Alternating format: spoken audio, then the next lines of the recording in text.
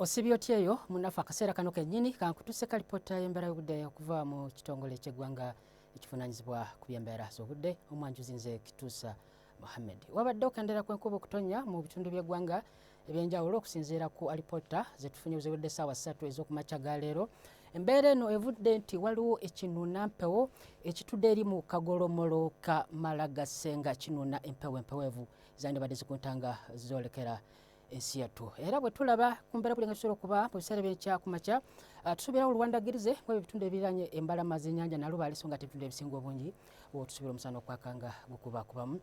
Wabula olw'eggulo tusuubira enkuba eno okweyongera kutonya awamu nga mulimu n'okubatuka kw'eggulu mu bitundu ebiri awo Masini nga Okiibodde eri mu nsozi z'omu Kabale so nga ate bukiikakkono n'ebuvanjuba tusuubira omusana okwaka era nga gukubakubamu. Tusuubira ebbugumu waggulu okutuuka ku diguli za 32 eri mu Kalamojja so nga ate bukiikakkono 31 wabula makkati awo awamu n'ekibuga kyaffe ekikulu Kampala 28 so nga ate eri mu Kasese 30 wabula mu nsozi z'omu Kabale 23. Bwe tulaba ku mbeera obudde nga bisobola okuba mu ebisangibwa ye Bunaayira tusuubirayo enkuba okutonnya mu kibuga Nairobi ne Pretoria so nga ate eri mu New York tusuubira omusana okwakanga gukubakubamu awamu n'ebbugumu okuba ku 18. Ebisingako agenda ku mutimbagano gw'ekitongole kyaffe nga bw'ogulabaawo ku lutimbe beera bulungi weraba.